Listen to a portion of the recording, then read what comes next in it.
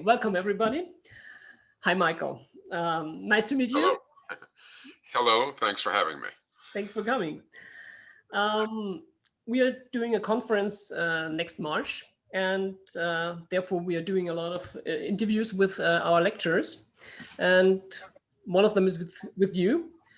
Before we start, I want to get into the topic and give a brief, what to say. There are a lot of crises going on. The corona crisis shows us the social and ecological devastation of our current economic system. Inequalities are increasing. Some rich people are getting richer. Many people are losing their jobs and homes. Still, systematically important jobs are barely worth a few euros or dollars to us.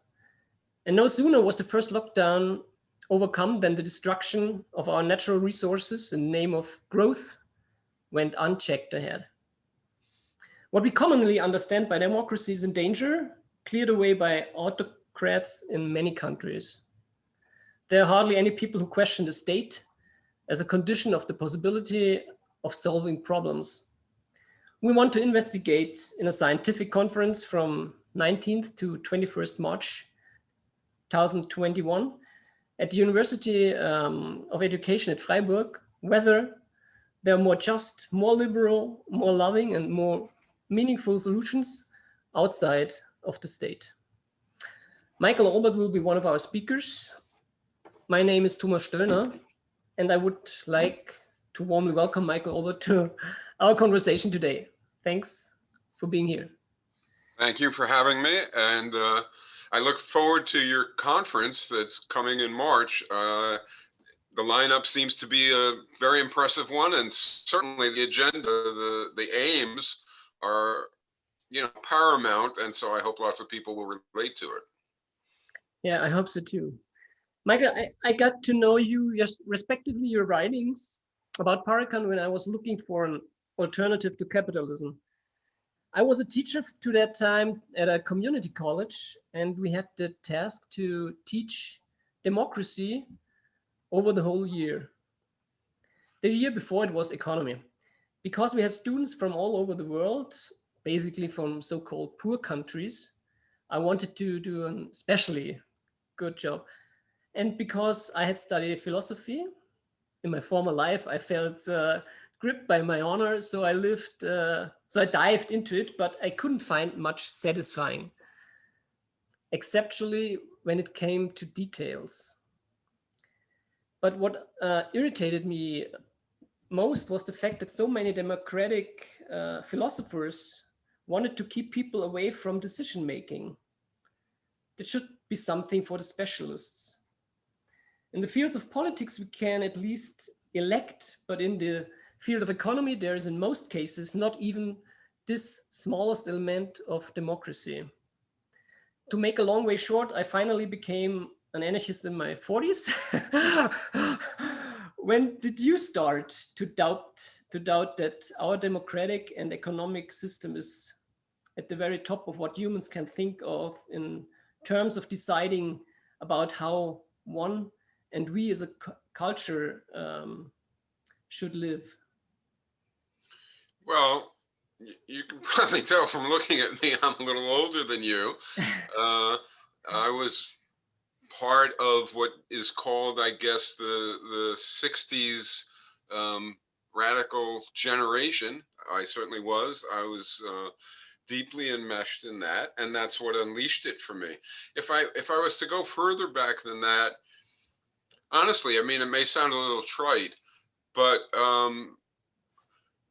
it was partly reports of the civil rights movement and the war, and that simultaneous with the music of the times, particularly Dylan, and some of his early work, which sort of opened you and made you inquiring. And once you're open and inquiring, especially in those times, it's a very short leap. I mean, it didn't take long for a subset of my generation to move from naive kids who thought that the world was okay corporations exist to serve the public. The Mm. government is there to benefit humanity, and on like that. To move from that to we want the world and we want it now. One of the slogans, you know, to literally being critical of virtually everything, and in some of us eager for an alternative. I have to admit that was there very early on for me and some people who I knew around the time, probably because of Chomsky and Zinn, who were where we were. We were in Boston and Cambridge. And so Robin and I pretty much, Robin Hennell, with whom I, you know, participatory economics was first developed, from a very early time, we were starting to try to ask, okay, we got what we don't like. What's the alternative? What do we want in its place? Meanwhile, we were in the streets and organizing and demonstrating and everything else at the same time. But that desire was percolating. And were there, you mentioned Dylan as a songwriter, singer-songwriter, but who else made you or brought you to anarchism or anarchist ideas? Was it Karl Marx that you refused, or was it Bakunin that you have read, or how did you come in touch with? See, I mean, one of the things that's weird about those times is it's very, very fast. I mean, in other words, so I went to school, and when I was in high school, I started to become a little bit socially conscious. That was due to the civil rights movement, I think, and the war, but just a little bit socially conscious. When I went to college, there was a very fast progression, partly due to experiences with the college itself, in my first freshman year and then going into my sophomore year, and partly due to interacting with other folks. Once that 1 year was done, I sort of rebelled at certain things at the end of the first year. And then in the second year, I encountered Noam. So he certainly, I think, was a big factor in the anarchist aspect of my aspirations. Our SDS chapter at the time was called Rosa Luxemburg SDS. And I sure didn't come up with that, right? I don't think Noam did either, but there was another faculty person who suggested it, and we all looked into it, and we all decided, okay. And our resistance to sort of elements of Marxism, I mean, there's no such thing as rejecting Marxism per se. A lot of it is just obviously true, right? But our resistance to certain aspects of it came very early. And so, yeah, so then I started looking into, I mean, for myself, I read Kropotkin and a little bit of Bakunin, but I think it was probably Noam's example more than them. And then them, you know, Rudolf Rocker, whoever. But it was also the spirit of the times. I mean, and the questioning of the times, and it's very different. In those days, what happened, I think, this is at least my interpretation for what it's worth, is that you had this cultural surge of difference, of resistance, called the hippie movement. But it was really, writ large, young people saying no to what they were moving into, which they felt was we felt was a plastic life in which everything was sort of foreordained and not very deep. And want something else. And that cultural surge with the music and with the lifestyle and all the rest of it, that's one phenomenon. And next to that was resistance to the war. Not to everything, but to the war. And in various communities to racism and Jim Crow racism and so on. But what unleashed it all and the politics of it all was people feeling they had been lied to. This is the thing that's a little bit different for the now. When you read Chomsky, say, in those days, it was a total, you know, what? Everything, this is all lies, right? And you got angry. And so you were getting angry at the fact, I think, in many ways, whether conscious of it or not, that everything was a lie, and that these were revelations. These were not, in other words, when you read about imperialism, when you read about U.S. intervention, when you read about poverty, when somebody Michael Harrington wrote a book about the other America, and you read about the plight of people in the United States, or you read about the impact of racism on people. When you read these things, when women got together and started talking about their circumstances and realized that that what they thought was their own personal plight, right, was actually socially reproduced all over the place, and thus what was presented as society was a lie. These lies were rebelled against, and that was the giant locus of the surge then, and it was enough, right? In other words, revelation of injustice was such a shock that it was enough to propel, not everybody, but a whole lot of people into a posture of dissent and into then trying to become active. Okay, but now if you come forward to now, it's very, very different. And yet, in many ways, not just now, but 50 years, in many ways, people have organized the same way.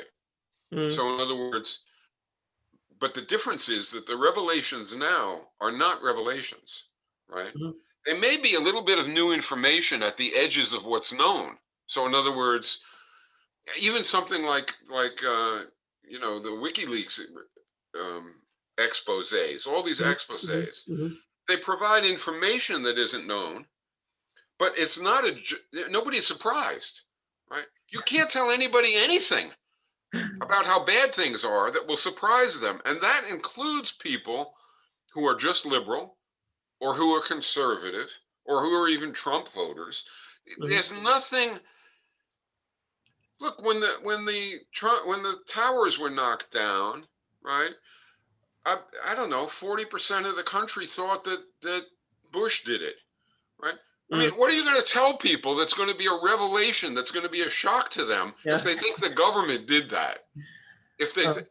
In other words, so what Robin and I sort of thought when we thought about this much earlier, but still it was becoming clear, was that that the next round, right, would have to be provoked by something else. Now, maybe global climate phenomena and ecological phenomena, because they're literally existential, because they literally could be an end to the human race. That's a scale of revelation. It was new a few years ago. Now it's already becoming, right, passé. Everybody, oh yeah, I know that, right? No. But what seemed to us to be necessary was, and missing, was the positive, something that would provide hope, not just anger, and thus vision. And so we've spent a lot of time over the years trying to work on vision. That's fine, and we'll come to that. But what I always think is, or what surprises me, is that you already said that you can't shock people anymore. No. And still they believe in the state. They mainly say, okay, we want to have another government. Not even that. Almost 50% vote for Trump. Or and even intellectuals, if you talk to intellectuals and say, okay, well, we have to change capitalism, maybe they would say yes, but they don't know how. Right. But if it comes to the state, they can't imagine anything that could replace it. Yeah. How's that? I don't think it's so crazy, honestly. In other words, if you don't offer some alternative that could be assessed and rejected or accepted as something that could be viable and worthy, if you don't do that, then what you're saying to people when you say, let's get rid of corporations, you're saying, let's get rid of income, let's get rid of life, right? When you say get rid of the state, same thing, right? In other words, in our current society, these institutions are sort of life breaths, right? In other words, they do provide, they do sustain a degree of life. That's why the global climate thing might be a little different, because annihilation. But they are there, and you have to cling to them to get by, right? You are dependent on them, and you do have to cling to them to get by. Now, at the same time, you think of it as a life raft. Okay, so we're clinging to them not to drown. Meanwhile, they're also the structures, the features that are causing the tsunami that's drowning us. So it's a ridiculous combination of phenomenon. The corporations are causing the waters to rise. And I don't just mean climate now, I mean inequality and injustice and alienation and all of it. And the state is contributing to that and is part of that. But at the same time, you have to cling to them to survive. You want the job, even though it's alienated, even though it's crap. You want it, you need it, you have to have it. It's the life raft that you're reaching for. Okay, so if we're not showing that there's any alternative to the rising waters, right? Then it's not so senseless that people are clinging. When to use a current example, when people say defund the police, the people saying it are saying do something that reduces the horror. In other words, do something that reduces the racist violence that their communities are experiencing. Okay, fine. But once other people hear it, they hear, get rid of something which in our world is a bulwark against even more violence. Right? So and you have to understand both sides of it if you're going to communicate with people. It's right that we need to change something very substantial, even on the road to a whole better society. We have to make reforms that are very substantial, that undercut and reduce and even, dare I say it, eliminate the racist violence perpetrated by police, right? And the classist violence perpetrated by police, right? And yet, to say get rid of the police, which is what people hear, even if it strikes people as insane, and it strikes people in the Black community as insane, right? So our problem is learning how to communicate about getting rid of the rising waters, the evils, the deprivations and the oppressions, right? While we still have to cling to certain institutions. So how do we change those institutions and replace them? It's like a heart transplant. When you're sick and you need a heart transplant, they can't just rip out the heart. It doesn't do any good to tell the patient, well, I'm just going to fucking get rid of your heart, right? They have to have a way to keep you alive while they're ripping out the heart. And if they don't talk about the way to get, if they tell you, well, we're going to get rid of your heart, and they don't talk about what's going to keep you alive, you're going to say, no, you're not, right? I think it's a little bit like that. And that patient isn't stupid, right? That patient is smart to want to know, okay, well, if you're going to mess around with my heart, how are you going to keep me alive while you're doing it? Or they just believe that you're going to keep them alive. Now, our movements are not strong enough and communicative enough for people to believe we're going to keep them functioning. We're going to keep their situation from getting worse, right? And so we have a hard time communicating. I think, not to beat an issue into the ground, but I think having some notion of what's good, of what we really want, would then inform whether we're talking about the economy or the state or the police for that matter, or whatever, healthcare, what have you. If we knew what was truly good, right, and what we wanted to replace the institutions, then we could talk about reforms. We could argue for changes in the present in a way that is obviously geared toward reaching that desirable point and not just eliminating a life raft, right? And that's what we need to do.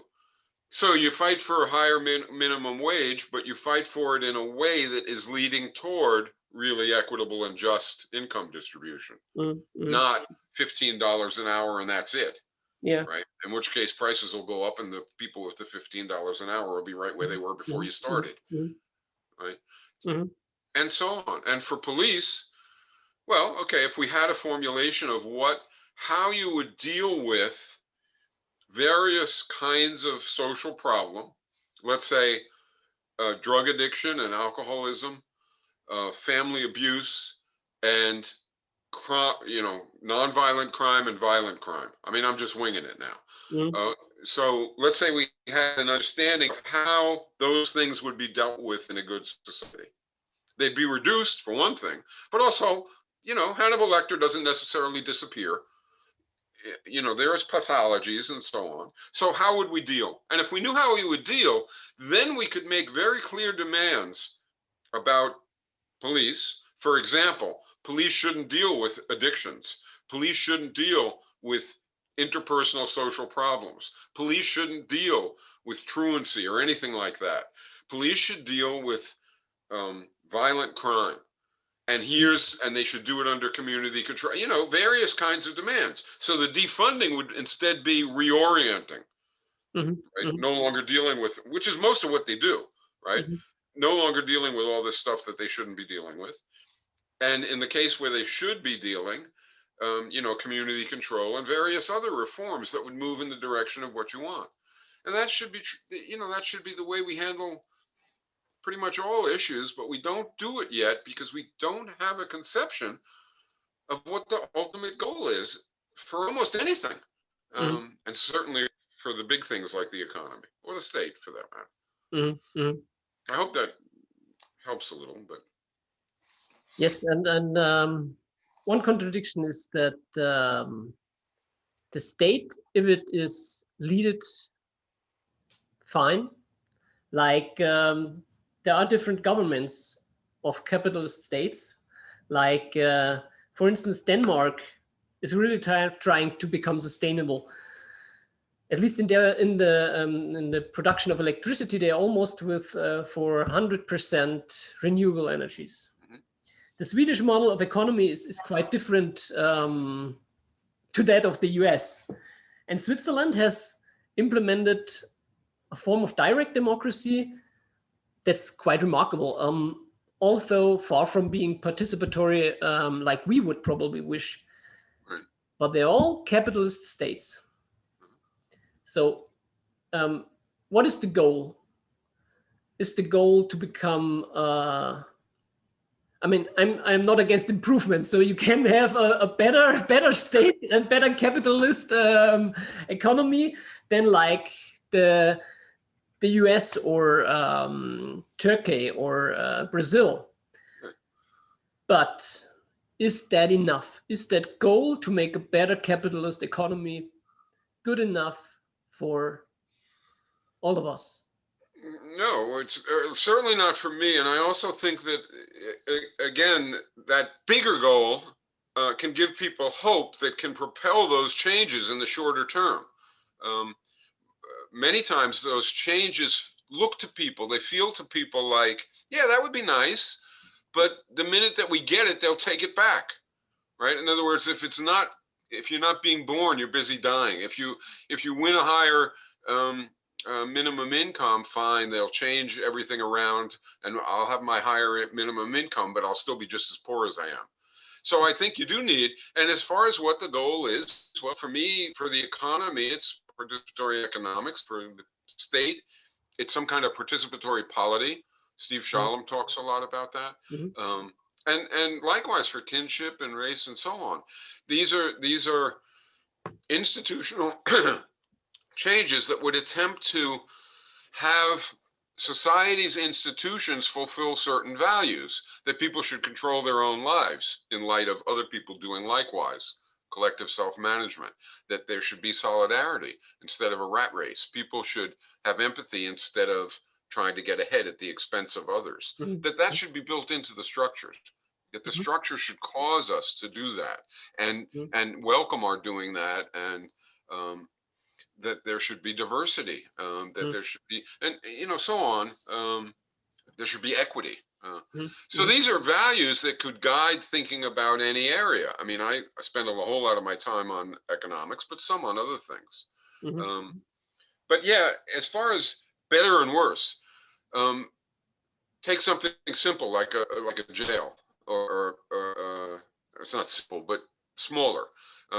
So can there be a better or worse jail, and does it make any difference?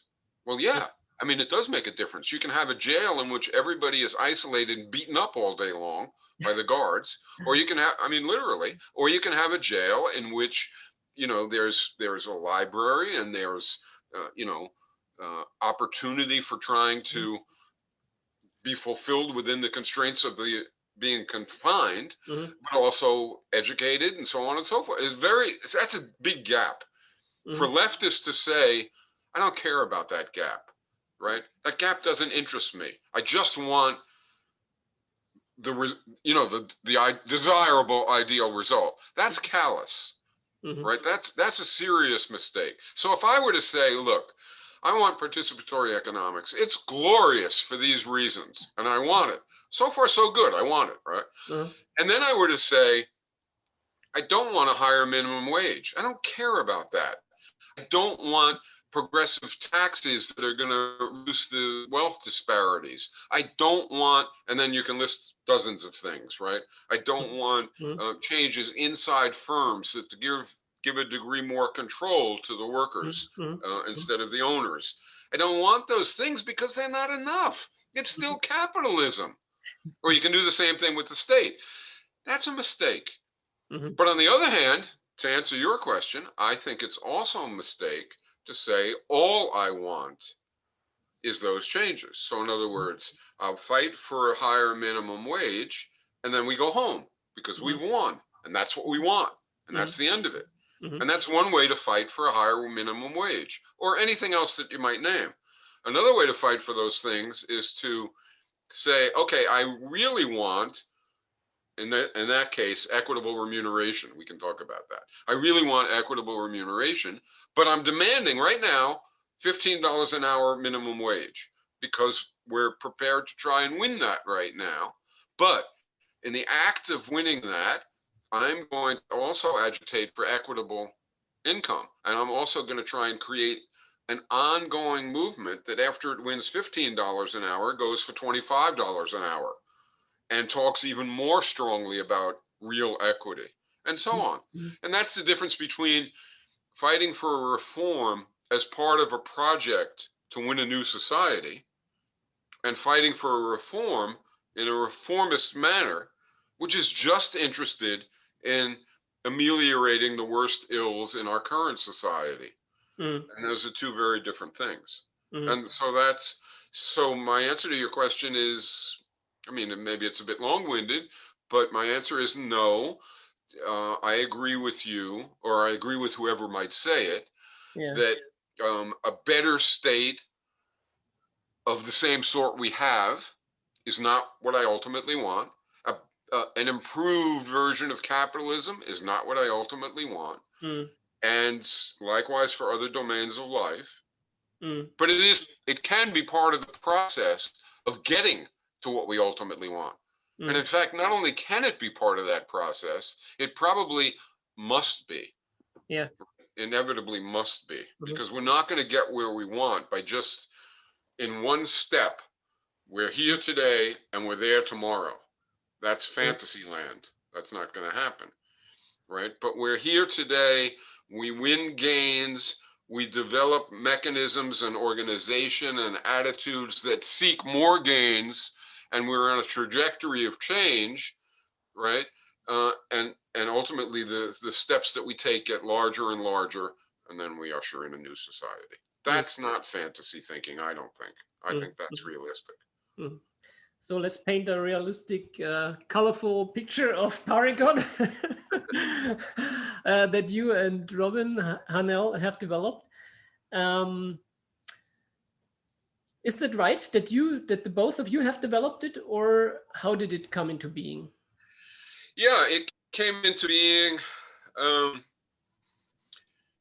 Actually, Robin and I used to paint houses. We for time, for income, not as part of a big company, but just ourselves. And so we would wind up painting the houses of people whose families knew our families or whatever.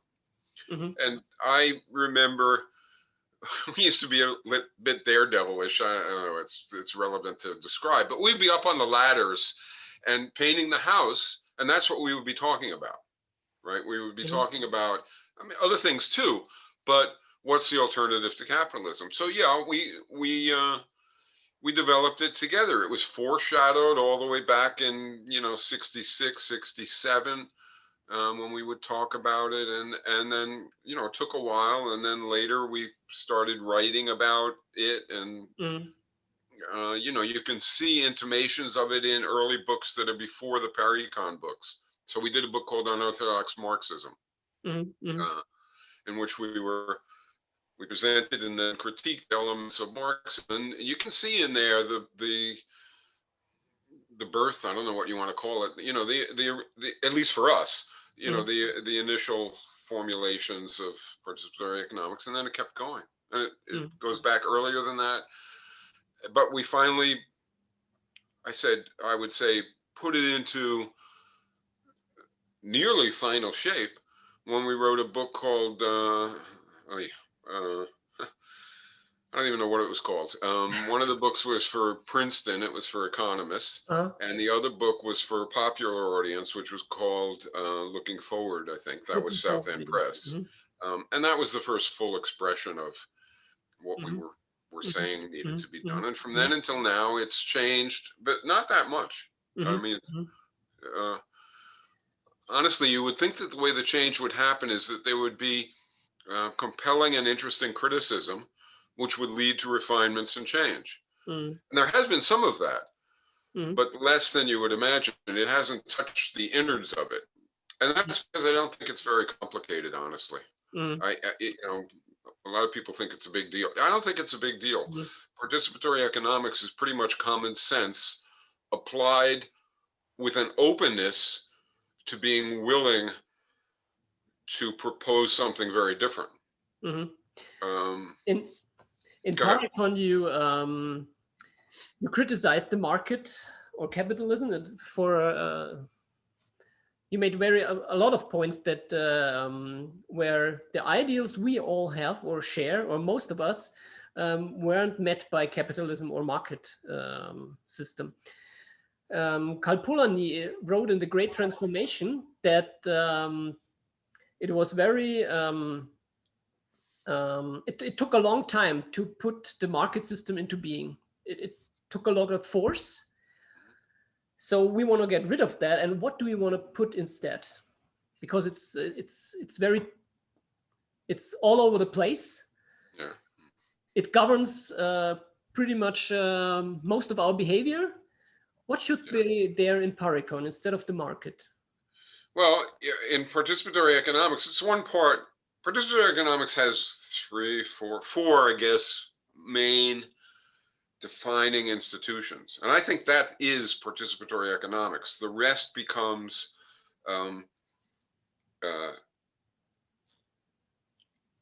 details, you can call it if you want, right? Which fill out the vision and which are not one possibility. So think of capitalism for a second. Capitalism exists, and certain aspects of it are fundamental to capitalism. I mean, capitalism has private ownership of the means of production, period. It has markets. It has a few defining elements, and then you can have very different capitalisms, as you indicated when you asked the earlier question. You can have what's in Sweden. It's still capitalism. It's social democracy, but it's capitalism, or in South Africa with apartheid. When it had apartheid. So you can have, these are different countries with different histories, with different additional features attached to the core of capitalism. Same thing is true for participatory economics, I think. Right? Different countries, different histories, different degrees of development are going to have different solutions to problems. And I think it's even more than that. I think that there will within a capitalist system, there will be different choices regarding attributes of it. How, in other words, factories will have certain attributes that are fundamental to the system, something we call balanced job complexes and self-management and workers' councils. But there will be a lot of things, for instance, how exactly you arrive at those job definitions, how exactly you apportion the income whose level is determined socially, but how you apportion it inside the workplace, how you conduct your meetings. I mean, all sorts of things that can be decided. You know, there's not one right answer. Okay, so you asked about markets and central planning. Regrettably, there, I think there is one right answer, at least at the basic level. Robin and I called ourselves market abolitionists, partly just to drive people up the wall and to get across just how adamant we were, I suppose you could say. Maybe we were wrong, maybe we were right, but we were sure as hell adamant that markets were an incredibly destructive force in society, just incredibly. So much so that while you could, again, going back to the last question, while you can imagine refinements and additions and reforms that make things a little less bad and that are good changes and that can be moving you in the direction of something new, or it could be just, you know, rationalizing what is and not moving you anywhere. While that's true, markets per se have to go. And they have to go for a host of reasons. They misprice everything. They misdirect our activities. They create an environment of like a rat race in which everybody has to try and get ahead at the cost and the expense of other people. They actually breed class difference, and so on and so forth. So if that's true, if you decide that's true, and you also decide that central planning has to go, you have a problem. If there's no if as economists have said, right, economists have told us in large numbers, there's markets, there's central planning, and you can mix them. And by the way, in a country like the United States, we do mix them because huge organizations and institutions, like say, you know, a giant General Motors, right? They function internally with centralized market, with central planning. And then externally, it's all markets. So we have a kind of a combination, even in the United States, of markets and central planning. But what the economists told us is that's all there is, right? And if that's all there is, then it's true. If it was true that it was all it is, then it would be true that if we're going to try and define a better economy, we're going to have to include markets, central planning, or some combination of the two. And Robin and I very early on felt, if that's true, then even if we talk about getting rid of private ownership and therefore getting rid of the class relation between the very small sector of owners and everybody else, which is a horrible attribute of capitalist societies, even if we could do that so that the owners are gone because they can no longer are allowed to own all the workplaces and all the resources and everything else, so they don't exist. Robin and I felt if we have to have markets or central planning, lo and behold, we're still going to have a class division. And the class division is going to be between the empowered part of the people who are in the economy and the disempowered part, which we call the working class and the coordinator class. But we felt like, damn it, there has to be an alternative. I do not want to put up, it's like if somebody got up and said, there's no alternative to cancer, right? There is just no alternative to cancer. And they were gleeful, right? Hey, there's no alternative to cancer. Hooray, right? That's the way Margaret Thatcher and the economists are about capitalism, and in particular, markets and central planning. Hey, there's no alternative. Well, that's like a doctor getting up and saying, hey, there's no alternative to cancer. They should be weeping. And Robin and I were weeping. And so we spent a lot of time trying to think about, on the one hand, what do you do to the workplace? What do you do to production? What do you do to the relationships between people? You know, those various other attributes of participatory economy. And then also about the alternative to markets and central planning. And we came up with something called participatory planning, which I don't think is rocket science, right? You're not going to have central planning and you're not going to have markets, but you've got workers in units all over the economy, workplaces, and you've got consumers individually, in families or living units, and in neighborhoods and communities. And what these people are going to consume, which is produced by these people, same people wearing different hats for the most part, right? Which is produced by these people, there has to be some mechanism for communicating preferences and desires to preferences and desires. Preferences and desires about what we're going to produce, what kind of work we're going to do, et cetera, and preferences and desires about what we want to consume. And somehow those things, they either have to be dictated, that's central planning, right?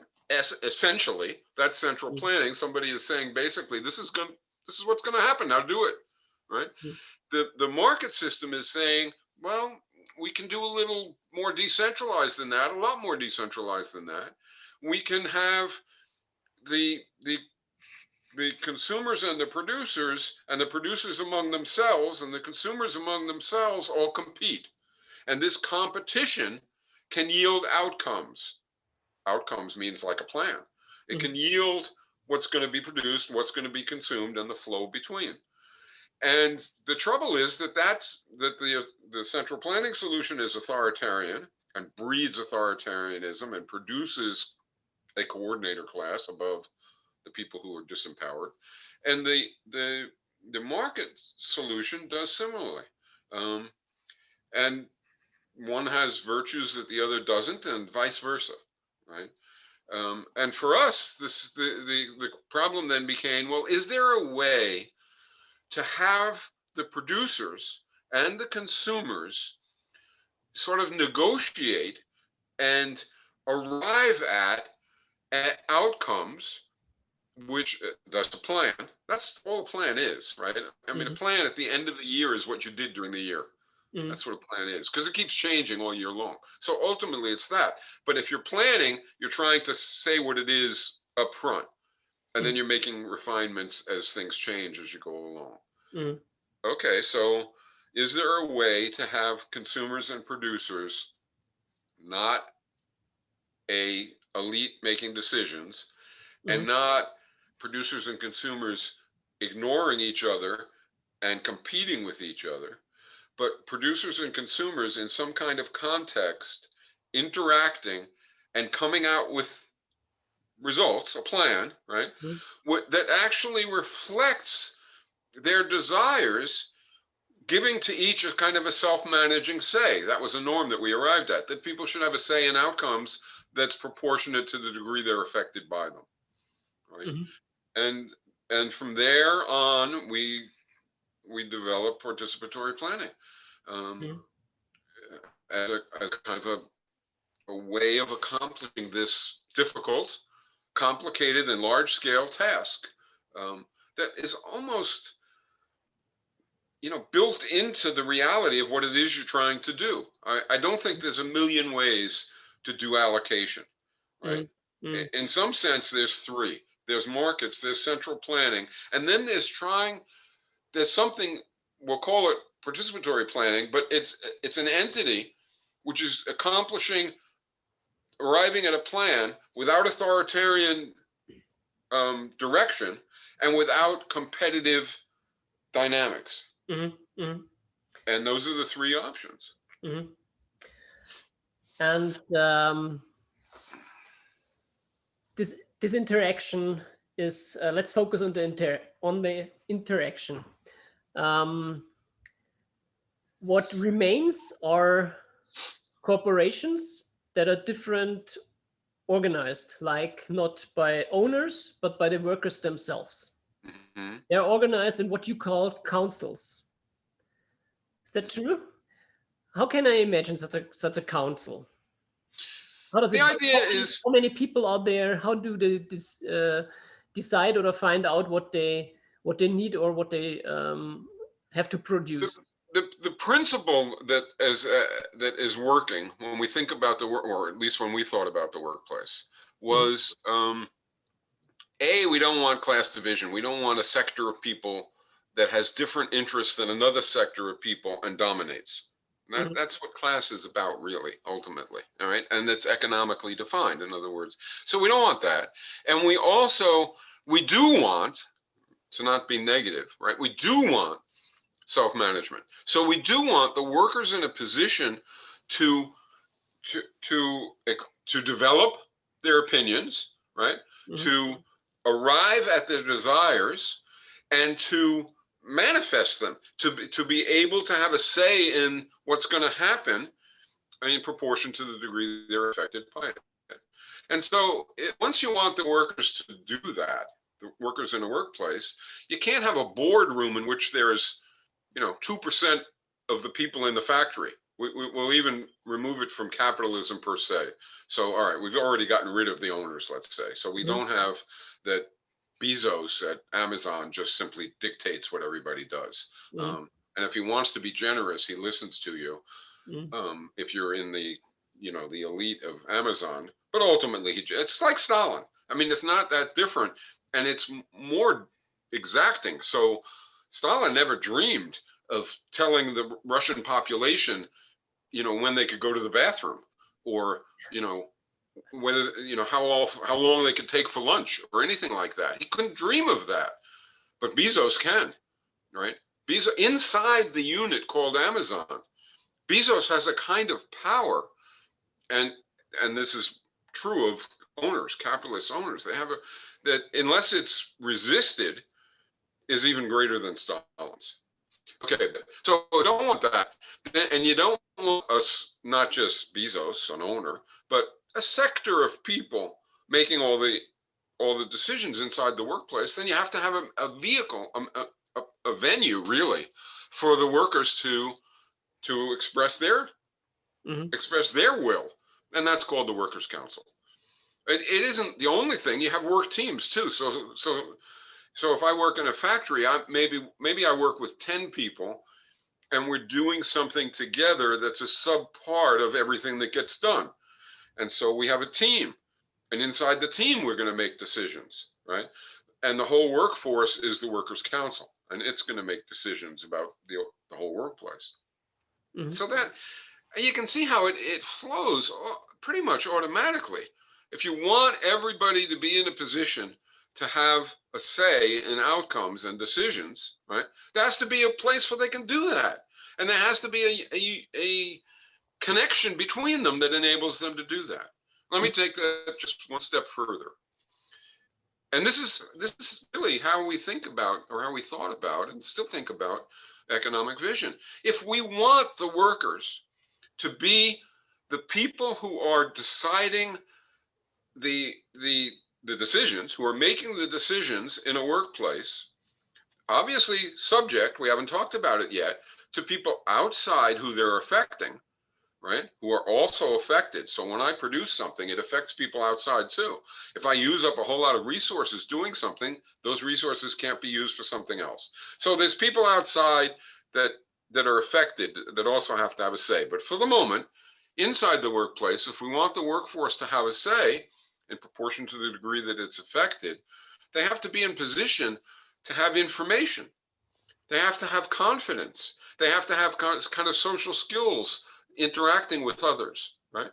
These are attributes that in the current corporation reside in the group at the top that is involved in decision making.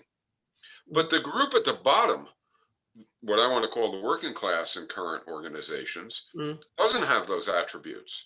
They are white, or at least there is a very serious attempt to wipe them out. They are kept from information. They are separated and not empowered. They are disempowered, right? Their confidence is diminished, at least their confidence in being able to take control of a workplace. All those kinds of effects cause them to be subordinate and the others to be dominant. Okay, so if we want the workforce as a whole to have an impact, then the workforce as a whole has to be empowered. The workforce as a whole has to be confident. It has to have access to information. It has to, have an experience of influencing things. Mhm. And its prior education has to contribute to that also. So that led to a second core feature of this economic system. We need to have the councils because hell, how else are workers going to express themselves unless there's a place where they can do it with procedures that allow it. We need also to have workers workers won't be able to express themselves and have opinions and have, unless they have information, unless they have confidence. So they have to have that. So what generates that or obstructs that? What obstructs it is if every day their work is disempowering. If the attributes of their work, the character of their work, right, keeps them from information, keeps them separated, causes them to lack confidence, right, causes them to lack social skills that are necessary for communicating about decisions. If their work does that to them, then even if we say that they have say, if we say that the Workers' Council is going to make all the decisions, and we really want that to be the case, but the workers are constantly, by their activity, made unable to, even disinclined to do that, it won't happen. So we'll have a Workers' Council, but we'll still have a boss or a 20% of the workforce making all the decisions. And this will just be a figment, a fiction, sort of like modern elections are kind of a fiction, right? So we decided that you had to have balanced job complexes. And that meant that everybody in the workplace had to have an experience in their economic life, in their work life, right? Which was empowering, which would leave them in a position to participate in the decisions, to have a will, to have opinions, to have an agenda, and to proceed. And so that gave us a second feature, right? We just did that. Maybe it's long-winded, but when you think about it, we just spent, I don't know how many minutes, and we have a second feature of an economic vision, this balanced job complexes. Now you have to ask, is it workable? Can you implement it? Will it get the job done? Is it crazy? That's what Margaret Thatcher would say. You're out of your fucking mind, she would say. Yeah. Most people can't do empowered tasks. The reason we have 20% doing it is because they're fucking smarter and they can do it and the other 80% can't. And if you let the 80% do it, we're all going to hell in a handcart. So that's what Thatcher would say, right? And if that's true, we're screwed, right? If that's true, you can forget about worker self-management. You can forget about getting rid of that hierarchy. But I don't believe it's true. I think it's nonsense, utter nonsense, right? So anyway, that was a second feature of that economic vision. And that's that's exactly how we thought about it. I don't know. Are you familiar with the work of Pierre Bourdieu? With Pierre Bourdieu. Not very much, a little bit.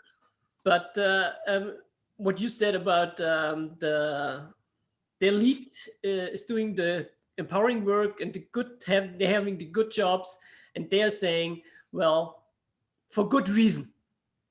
And Pierre Bourdieu is basically analyzing why is that? How did it come to that point? And why do even people, the working class or people who are doing the disempowering work, think the same way? So why wouldn't you? In other words, if you, by virtue of your prior training, your schooling, right, which basically taught you to endure boredom and to take orders, because that's what it does for about 80% of the population. Public schooling basically does that. And so if you come into the workforce and that's your expectation, right, and that was another difference in the 60s, maybe we could talk about that. But in any event, if you come in and that's your prior experience, and now your current experience just hammers it home, right, that you're inadequate to the task of making decisions. You don't have the knowledge, you don't have the skill, you can't talk well enough, you don't, et cetera, et cetera. You dress Now, there's badly. elements of nonsense to it that you shouldn't believe, because the same people will then, outside the workplace, talk about, say, sports, and they will exhibit a degree of logic and of reasoning and of evidence that's more than sufficient to the task. Mhm. But nonetheless, they think in one realm, okay, in that realm, they don't really think about it, but they're willing to express themselves. But in the other realm, they have been intimidated and made to feel, and it's partly true, that they don't have the information. They have the information about the athletes.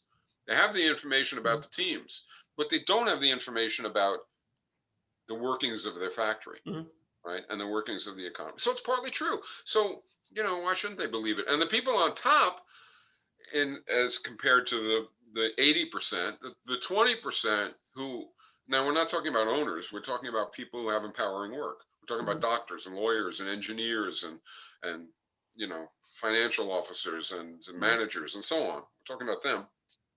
Their education,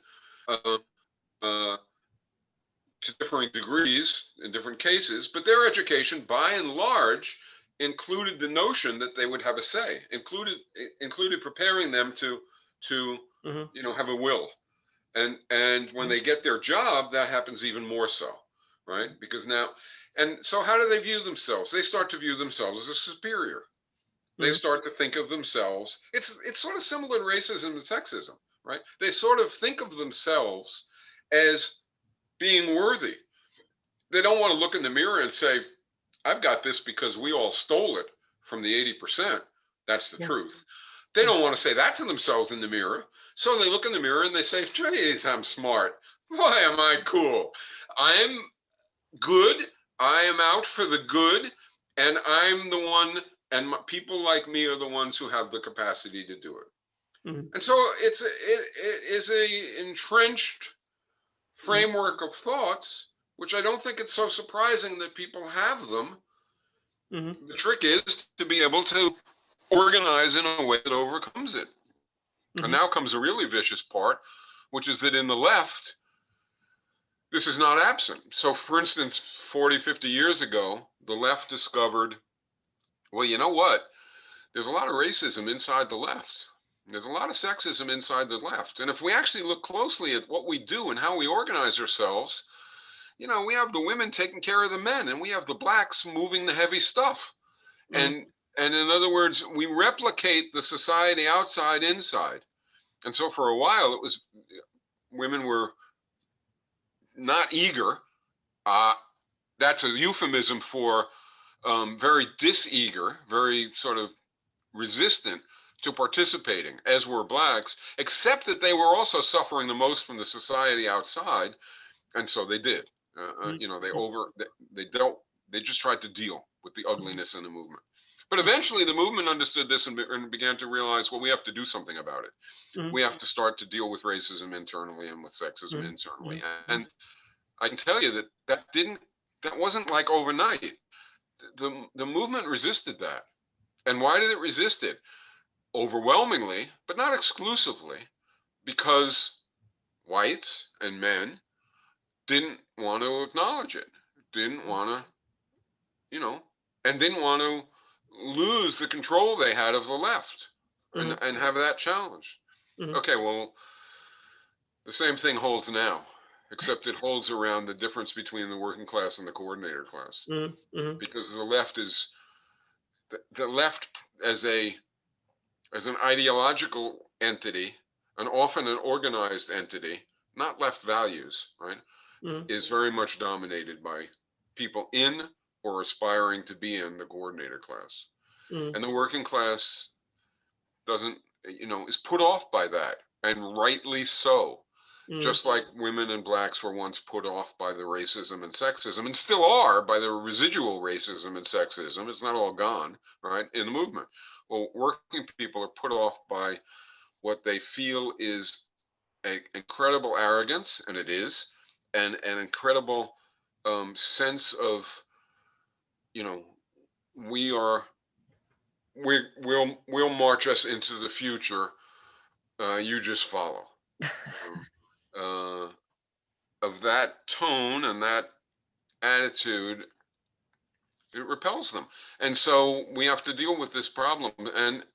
And dare I say it again, I think that putting forward an economic vision, which is truly classless, which recognizes that there's a class between labor and capital, and that class can dominate, and that it shouldn't dominate. In fact, it should no longer exist as a class, because everybody should have the circumstances and the conditions that cause it to be different, right? That awareness from a vision can then affect our strategy and our organization and the way we organize ourselves and the structures that we create.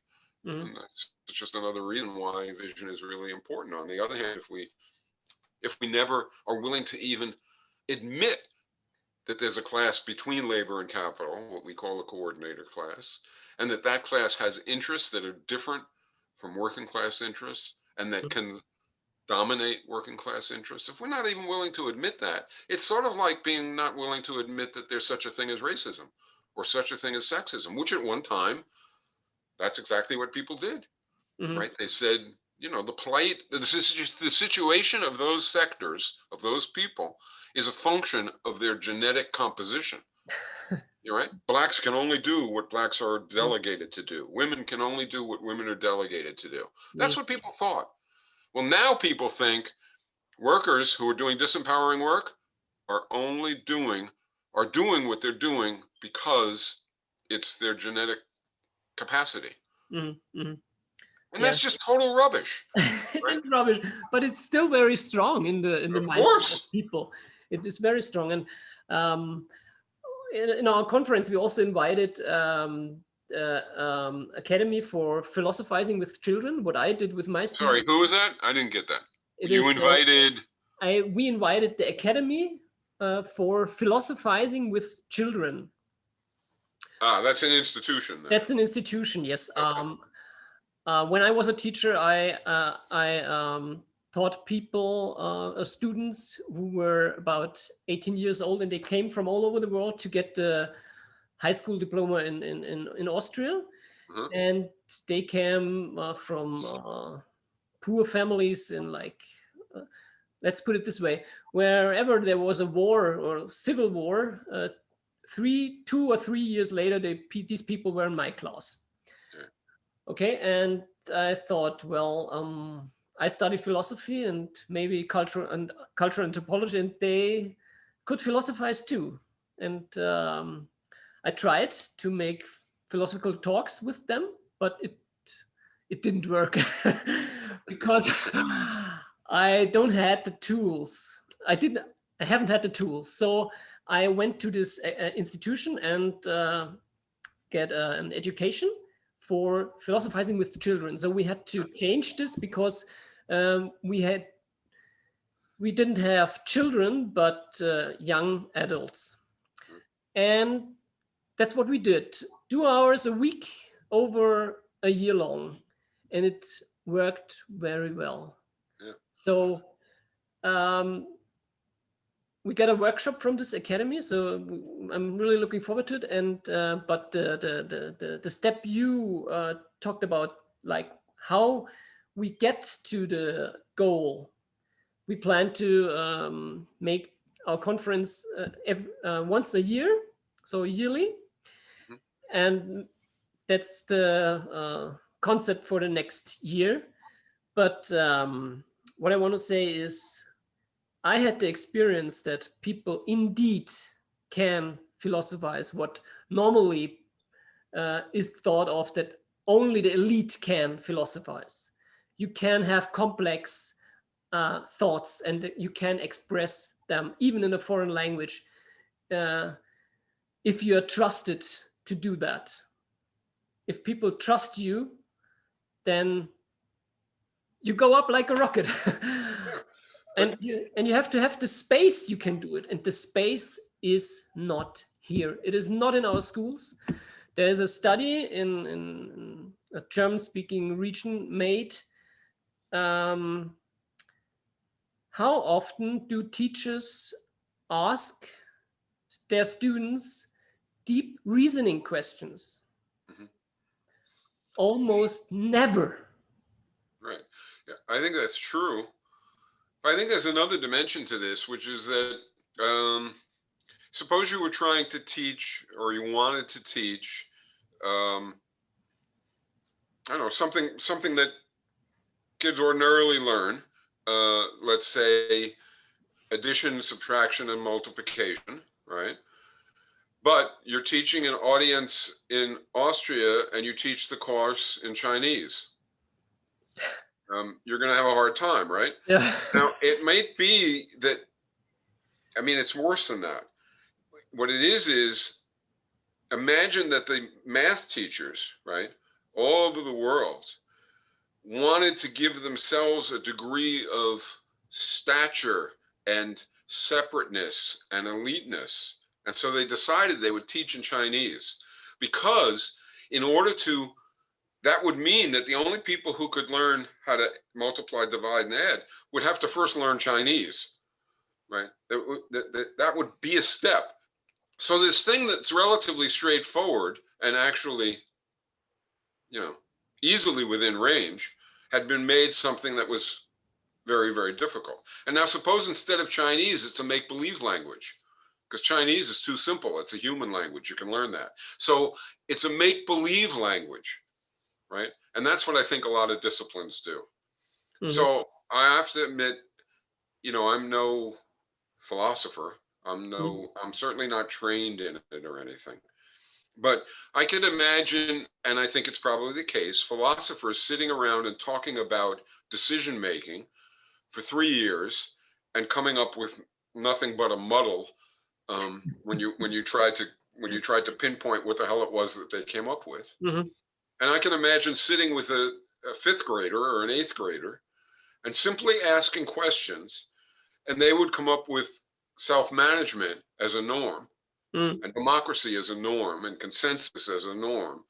And they would be able to argue the relative merits. And I think they would wind up with self-management as the correct Mhm. overarching Mhm. thing, and then consensus and democracy and so on as tactics to attain it in certain Mhm. Mhm. situations. Mhm.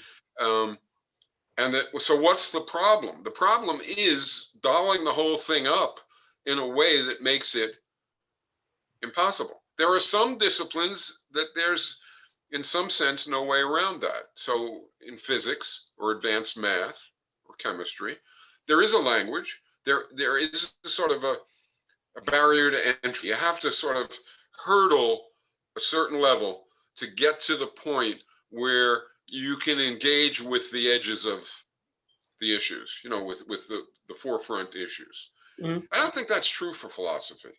I don't think it's true for literature. I don't think it's true for most things. I think for most things, normal people with the pathetic education that we get, right, can still get to the forefront pretty quickly. You know what I mean? And can reason about it, like you say, and can think about it. Mhm. But they can't if you have to jump a hurdle. This is what postmodernism, in my eyes, was all about, right? It took straightforward issues that could be discussed by people that are affected by those kinds of issues, and it dolled them up in a language that was so obscure and so arcane that I don't think that the people who were uttering the words knew what they were saying, much less me, right? And I'm not an idiot, and I couldn't read that stuff. The only way you could read that stuff is if you forced yourself to sort of imbibe illogic and imbibe obscurity Mhm. to be a part of the community. Mhm. Mhm. Right? That's the way it looked to me. Yeah, So, it's so I think that you're right, and I think, for instance, if I was teaching a course, and I have, on participatory economics, I would feel more at home, and I would expect the discussions to be better and to get further with a class of randomly chosen factory workers, or a class of eighth graders, than with uh, a class of professional economists and especially professional anything else, Mhm. Mhm. right? Mhm. I do. I think that's true, Uh-huh. because it's not rocket science. It's not, quantum mechanics. Okay. It's just not. And so let's. I guess we'll see at your conference. If I present participatory economics, you can keep your eyes open and let me know afterwards. Did I doll it up so that it was beyond an 8th grader? Right? Did I, and did I, these are fair questions to ask somebody. Did I impose it or extract it in a sense? Did I, these are very fair questions to ask. They're rarely asked, but they should be. But let's talk a bit more about the institutions of Parecon. Okay, so we had the councils. Yeah, workers and consumers councils. Workers and consumer councils, and the interactions between them. Well, we have balanced job complexes, which helps because it removes the problem of 20% ruling 80%. And that's a big deal if you want everybody involved. Maybe we should do remuneration before we do the planning. Okay. Just because that's a big factor too, and it affects how you think about planning. See, this balanced job complexes, what is that? That imposes a restriction on planning. Planning should not, or your allocation system should not violate that, right? In thinking about the economy, we decided, well, you got to have workers' councils because you want workers to make decisions. So you got to have that. You got to have consumers' councils because you want a means, a place for consumers to express their desire. So you got to have that, right? And a lot of those are collective. So you need the councils, not just the individuals. And the same thing for the workplace. Okay, so now everything else we do when we create an economic vision has to support those two things, workers and consumers councils. It has to be compatible with it. Otherwise we have to start over. Now we said we want workers to be able to make decisions in the workplace, and that will not happen if we have the corporate division of labor. If 80% of the workers, their experience in the economy makes them ill-equipped, even unequipped, even disinclined to participate in decision-making. So we said balanced job complexes. So now we have two things which put constraints on everything else. Everything else has to be compatible with those. If we're right that those things are necessary to have a classless, equitable, good economy. All right, so now what about remuneration? I don't think you want me to do this in any great length, but in a short formulation of it, economists tell us that we can remunerate for property. So in other words, if you own Amazon, you get back income, lots and lots of income that's due to the surplus that Amazon generates, profits. Okay, we're going to rule that out because we don't want classlessness and we're not going to do all the arguments, but we're ruling that out. Okay. Economists also tell us that it's possible to have an economy in which you get what you can take. In other words, bargaining power determines your income, right? And that's actually to a very large degree what we have. Market systems to a large degree are systems in which bargaining power determines income. We don't want that. Why don't we want that? Well, that's a thug's economy. That's an economy which says if you're bigger and stronger or you have some attribute that enables you to take more, you should take it. It's like, 3-year-olds grabbing a toy. If the stronger one gets it, well, we don't want an economy that's that way. So we rule that out. Okay. The next one, the next norm is widely held, including by many, many, many socialists.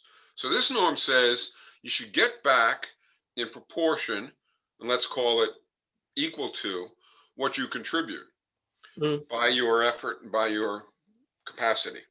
So if I contribute to the social product so much, right? And then I should get back not the exact same thing. That means if I produce bicycles, I'd get back only bicycles. That's ridiculous. I should get back a mix of stuff that I choose, right? That's equal in value to what I've put into the social product, right? So ignoring investment and other things, that seems sensible because after all, if I don't get that back, somebody else is getting some of what I produced, right? They're getting I'll get less than that. I'll get less than I contributed to the social product and somebody else will get more. So that seems fair, but it's not. It means that LeBron James is underpaid because what he contributes to the social product, right, is liked by so many people and appreciated and loved by so many people that actually the value of his contribution to the social product is bigger than the $30 million or $40 million a year he receives. Mm-hmm. And the rest of it goes to Nike and to the owners of the Lakers, the Bulls, it goes to the owners of the teams. It goes to all sorts of, TV stations. They all have the power, the bargaining power, to take considerable chunks of it. And LeBron only has the bargaining power to take what he gets. Mm-hmm. Right? That's the way the system works. But if we change the system to be that you get back what you contributed to the social product, then LeBron would get a ton, right? Mozart would own Austria, right? In other words, Mozart's kin, his extended family into the present. Actually, he probably owned Austria and Germany. I mean, I don't know, because his contribution was so great, right? Mm-hmm. So there's something wrong there also, right? And we don't want that. If we did it in detail, it would, I won't do it in real detail, but it would be that we don't want to reward people for things that they have no responsibility for. LeBron was born with certain kinds of capacities and talents. So was Mozart. So was Chomsky. So was blah, blah, blah. And so are people who are less high on that scale, but still they're born with, or they get access to education and information, right? Mm-hmm. That gives them this differential, this ability to produce more for the social product than Mm-hmm. others do. But they shouldn't be rewarded with it. Why should we shower wealth on top of luck in the genetic lottery? Right? They were lucky in the genetic lottery, and now we're going to shower with them with wealth because they were lucky. That's ridiculous. Or they were lucky in the tools lottery. They work with better equipment, so we'll give them extra wealth. They had better education, so we'll give them extra wealth. There's nothing about that that's just. These are values. It's not true and false. You either like the value or you don't. I think that rewarding that stuff is not worthy. Mm-hmm. So then what do you come down to? You come down to rewarding you, say, for the work that you do, how long you work, how hard you work, and the onerousness of the conditions under which you work. And that's it. Mm-hmm. Not for any kind of property, not for the output, but your work has to be socially valuable. Mm-hmm. And so going fast, you can't go into your back lawn, dig holes and fill them in, and have your kids shoot water at you the whole time. So you're working long, hard, and under onerous conditions, and you deserve a really high income. But what you've produced is a hole in your back lawn that you're filling in. It's not socially valuable. Mm-hmm. Also, I can't be the shortstop for the New York Yankees or the point guard for Golden State Warriors. Why? I can dribble the ball. I can catch a fly. But I can't do it well enough for anybody to think that it's worth consuming. Nobody would watch it. Nobody, right? So I'm not doing socially valuable labor.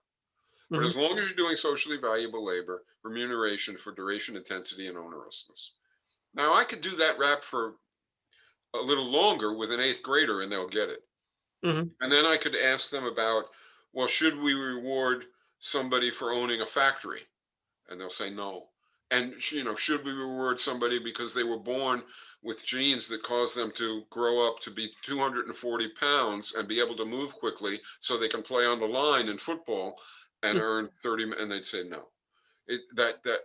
You're right. It's not complicated. It's not rocket science, but it's a powerful norm that turns everything upside down. Because in our societies, due to bargaining power, if you have a lot of it, you not only get more income, you can work fewer hours, you can work under better conditions, and you can work less hard, and you still get more, way more. Right? So it turns everything upside down, that norm. And that's the third key component of participatory economics. And so now we've got workers and consumers councils with self-managed decision-making, right? Meaning decision-making in proportion to the degree you're affected. Balanced job complexes to facilitate and make that viable, right? equitable remuneration, again, to prevent gigantic disparities of income and to make income equitable, so as to again avoid a dynamic which would subvert the first two, right? Mm-hmm. And now we have to have allocation. And if we have markets, it's going to subvert all three of those. And if we have central planning, it's going to subvert all three of those. So we have to come up with participatory planning. Mm-hmm. And I think in your conference there are going to be numerous. I think I saw that there are going to be a number of presentations. So if you want me to, I'll quickly give the skeleton of participatory planning. But it seems like it's a more detailed discussion, and you're going to have the more detailed discussion. So maybe you don't want that now. I don't know. What do you want now? If you could, in brief, tell us a bit about the fourth institution, the allocation.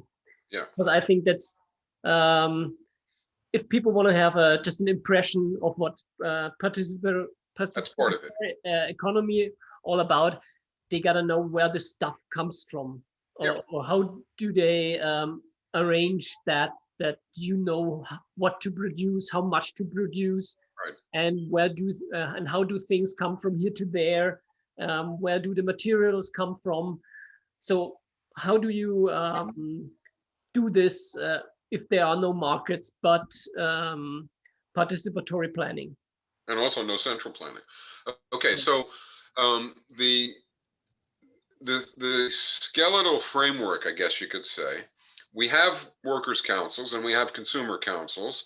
And what allocation is all about is the stuff that's produced over here winding up over here, right? The stuff that's produced winding up with the consumers. And also there are other workers' councils that are producing stuff that's needed in this workers' council. This workers' council is producing bicycles. This one produces rubber. We need rubber for the tires. Yeah. We need steel for the, etc. So this stuff flowing all over the place. And you're asking, how do we do that? We know that markets and central planning do it, right? Mm-hmm. They have all sorts of debits, but they do it, right? Society doesn't just crumple into a pile of garbage. It runs along, and that stuff happens. Stuff gets produced, it winds up being consumed, and so on. So those allocation systems do the job. They do it pathetically, which is never really acknowledged. For example, in the United States, it's estimated that 40% of the food that is produced is wasted. It doesn't get eaten, mm-hmm. Right? Yeah. That's incredible, yeah. Right? I mean, that's just incredible. And everybody talks about how efficient things are. Mm. I mean, it's mind-boggling, right? It's just mind-boggling that that the mystification is so great that you can talk about how efficient it is when 40% of food is wasted. Mm. In Austria, it's 1/3. So almost. Yeah. So when 1/3 of the food is, I mean, it's just mind-boggling. Okay, so back to what it is. So the Producers' Council in the bicycle factory or any other production unit is going to be doing what? It's going to be expressing, in light of information that it has at its disposal, talk about that in a second, it's going to be expressing basically what it wants to produce, what it feels it can produce and be socially valuable in doing it. So in other words, if we're producing bicycles, we don't want to produce 200 million bicycles and have 180 million of them rot or whatever, right? Mm-hmm. So we want to use our ability to produce to generate output, whatever it is that we're producing, right? Output that is socially useful, that's desired. Okay, so that's our agenda. The agenda and it isn't to produce as much as we can to earn more, because you don't earn money that way. Mm. You don't get more income by producing as much as you can, right? That doesn't get you income. Your income is duration, intensity, and onerousness of your socially valuable work. If you're not doing socially valuable work, you don't get income. If you overproduce, you don't get income for that, right? If you underproduce, you don't get it, et cetera, et cetera. See, there's stuff hangs together. Anyway, the consumer side is they want to express what they want, but they have an income, so they have a budget. So that means that if I'm thinking about my consumption, to be socially responsible, I can't consume more than my budget, my income permits. My income is claims on social product. That's what an income is. It's really just claims on social product. So I can put forward a desire for income, and it should be consistent with my income. I, as a consumer, am also a producer, and that's of some consequence, because the average amount of time that people are going to work is a function of the amount of consumption. I mean, the amount of production, and therefore the amount of consumption. So all these things are intertwined. So the producers make a proposal. We're in the bicycle factory. We look at last year's output. We look at consumption from last year and at its social value, and we know an estimate of the valuation of the inputs that we're going to use and of our own circumstances, and we make a proposal for how many bicycles we're going to produce, if that happens to be what we produce. And over here, each consumer may or may not want a bicycle, and that's part of their proposal for what they want to consume. So Joe doesn't want a bicycle, and Susan doesn't want a bicycle, but Emmanuel wants a bicycle. So anyway, the consumers, if you sum them up, have a proposal for bicycles. And if you sum up our proposal from our bike factory with all the other bike factories, we have a proposal for how much bicycles we're going to produce. You can't stop there, because the proposal for bicycles might be quite divergent from the proposal for the consumption of bicycles. So what allocation does is it brings those into accord, right? And to do that, it is trying to have the consumer be socially responsible in the end, that is, consume consistent with their budget, right?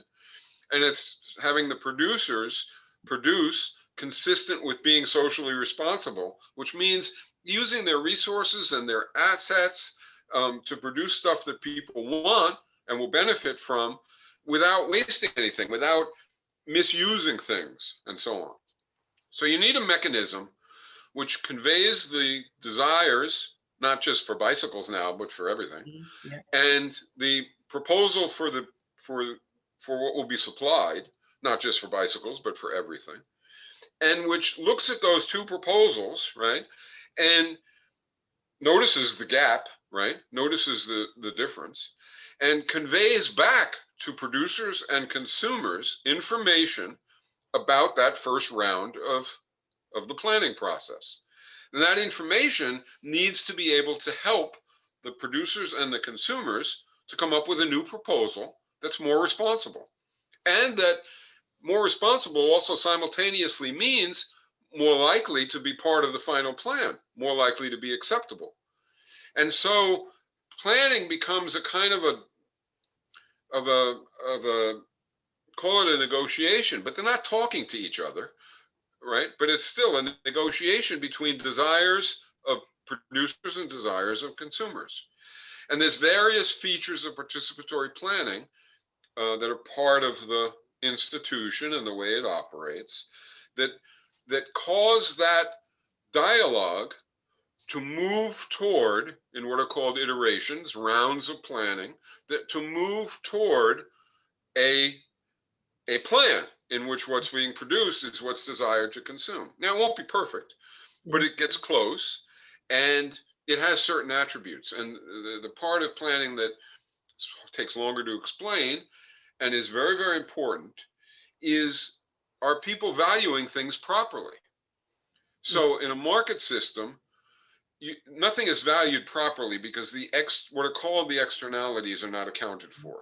Yeah. So when I consume a car, when I go to the car producer and I'm going to buy a car, so I'm negotiating with the producer, or I'm bargaining with the producer, and bargaining power has a lot to do with it. But at any rate, I and the producer are in on that decision. The people who will breathe the exhaust from the car are not in on that decision. And if oil and gas and metal are being used in the car, but something else could be used instead, and those things would be better used in some other domain, or better, not used at all, in the case of, say, gas, right? That's not in the position, in the discussion. And so markets misprice everything, because the pricing in markets comes as a result of this competitive bargaining, and the price doesn't reflect true social or individual or ecological costs and benefits. And the claim for participatory planning, which is it's a big claim, is that participatory planning does a vastly better job than markets or central planning, and even some would say a perfect job, I wouldn't say that, of arriving at true social costs and benefits, ecological costs and benefits, personal costs and benefits.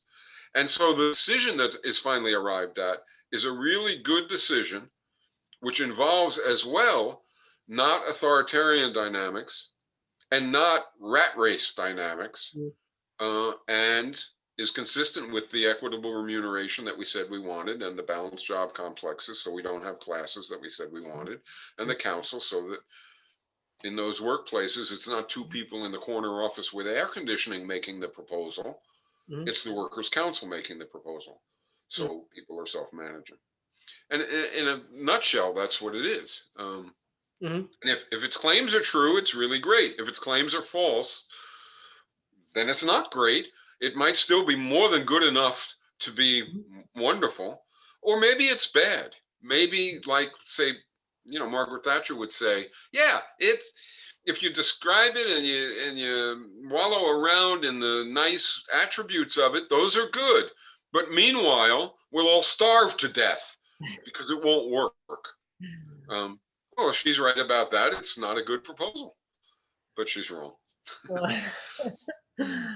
What I can imagine is that the big stuff is could be managed pretty good. That means in the planning, I can say how much food I need, what kind of food I need, that I need a bicycle next year, and that can be planned and produced. But what about if my bicycle breaks down, or my refrigerator is broken? Right. Okay. So suppose plan that. You don't, not in advance. You do some things. So suppose we agreed, and nobody should at this point, right? But suppose we agreed that participatory planning can arrive at a plan and consistent with equity and with self-management and with classlessness. So now we've got a plan. And you point out that for a host of reasons, the plan that have, let's say on January, say we did this planning process from January 1st to January 15th. So the plan that we have on January 15th is not going to match up perfectly with an enumeration of the outcomes, right, next December 30th. In other words, the outcomes for the year ahead are not going to match remotely perfectly the plan. Why will they deviate? Well, one reason is things can break.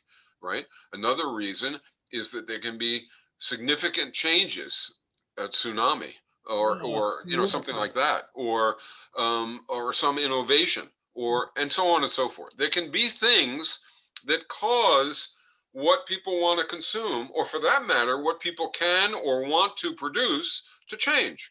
And in those cases, you have to make changes. All right, so one thing you do is you build in some slack. You just said that 1/3 of food in Austria is wasted, and 40% of food in the United States is wasted. So if you're not wasting all that, instead of producing all that extra, you produce 5% extra, right? Compared to what, in other words, if the plan said we're gonna want this much food. Yeah. So you produce 5% more, or I don't know what percent, but let's say 5% more, and that's slack, and that's there to accommodate changes without doing any real, anything very dramatic, right? Food demand goes up 5%. Well, we just meet it because we were already built in that we would provide it. And in fact, you can have a pretty good idea of how things are going to deviate, because you've experienced it in prior years, right? You see that certain commodities, certain goods have a tendency to deviate. And so you plan for that. And you do that a little bit outside the initial process. Okay, but now suppose something changes that really needs to be changed. In other words, unexpectedly, right, air conditioners had a faulty attribute, which is causing air conditioners in the South in the United States to break at much faster a pace than we thought they would, right? So the fact that we already had a notion of how much they would break has caused us in the planning process to take account of that and to realize that the requests for air conditioners are less than the number of air conditioners that are really going to be requested, right? Because we know that another 10% will be needed to replace ruined ones like last year. But suppose it turns out that we need another 30% because they're all breaking at once unexpectedly. Okay, so in that case, the request comes in via the distribution centers for air conditioners, and the workers are in the position of trying to accommodate that request. You notice that's not a situation where some people demand a little more, some people demand a little less, and it balances out. It has no implications for the workers. That's what happens with most changes of taste. But the example I'm giving is an example that's consistent with what you're asking, which is what happens when there's a significant change in the number of something that's required.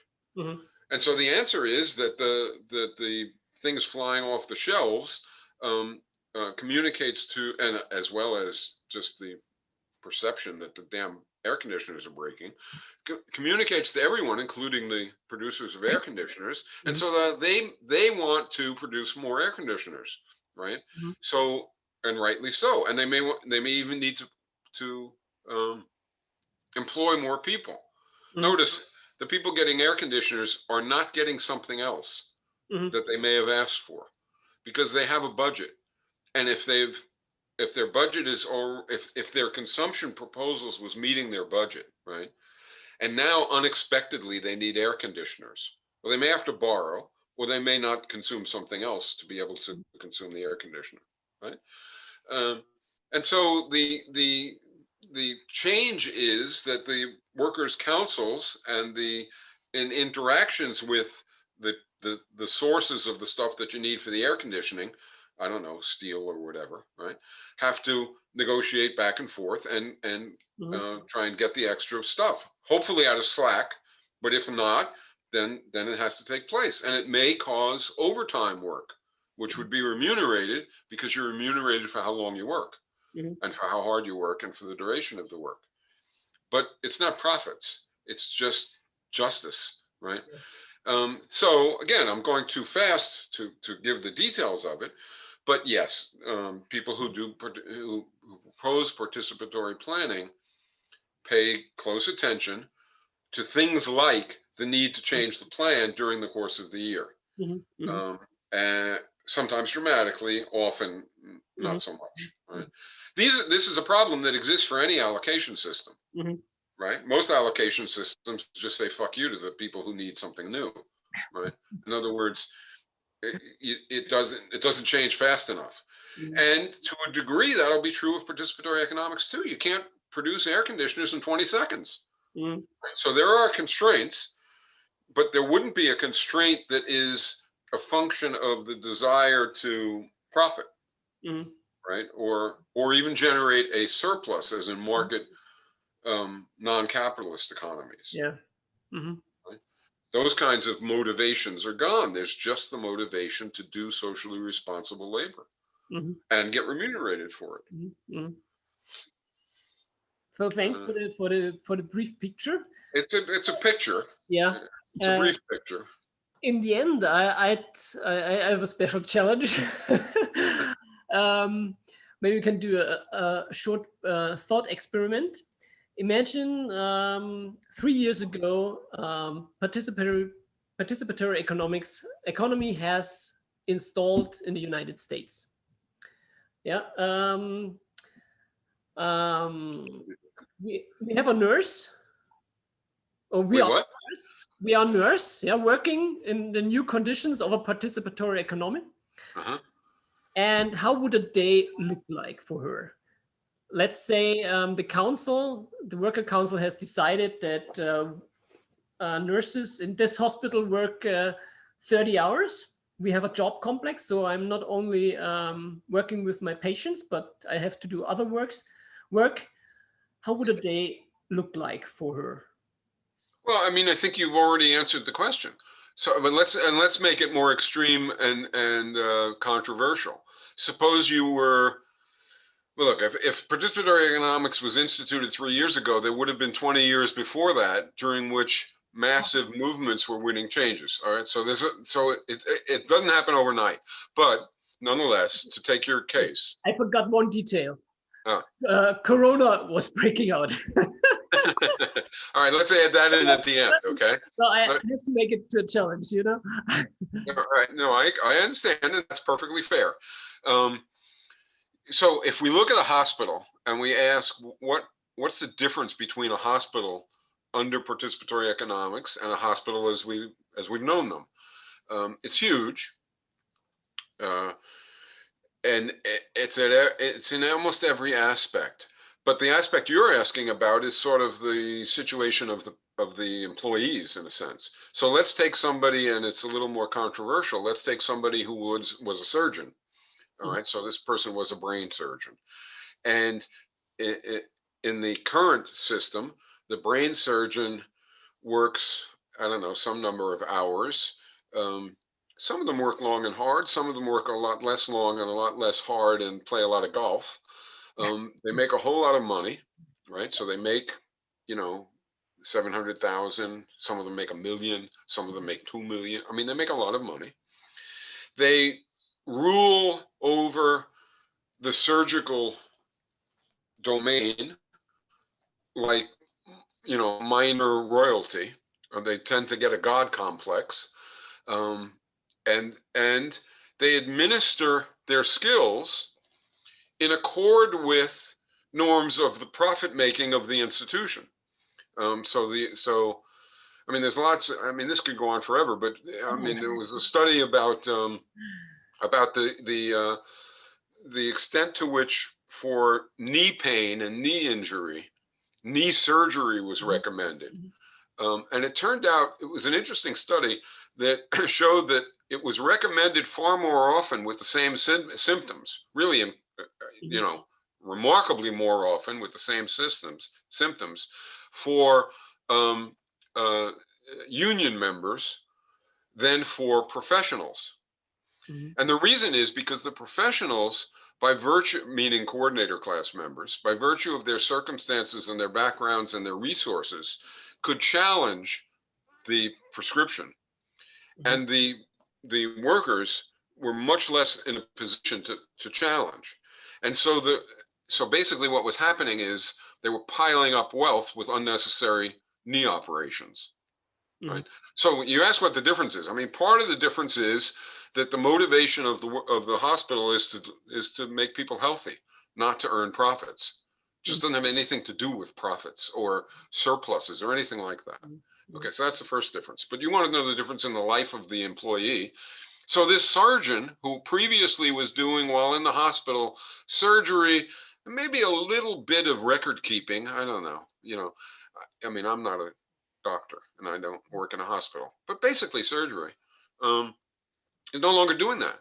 So the guy now is doing some surgery and some, I don't know, cleaning of bedpans or sweeping up or whatever. It depends how empowering surgery is.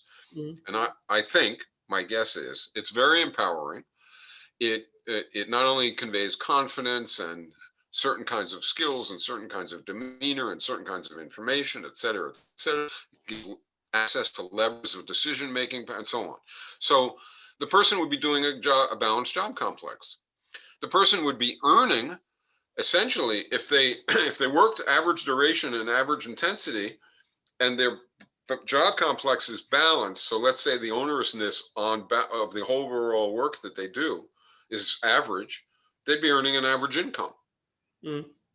So that's a giant change, and for a surgeon, it's a loss, and it is, right? The surgeon in current society has much more income than surgeon in participatory economics.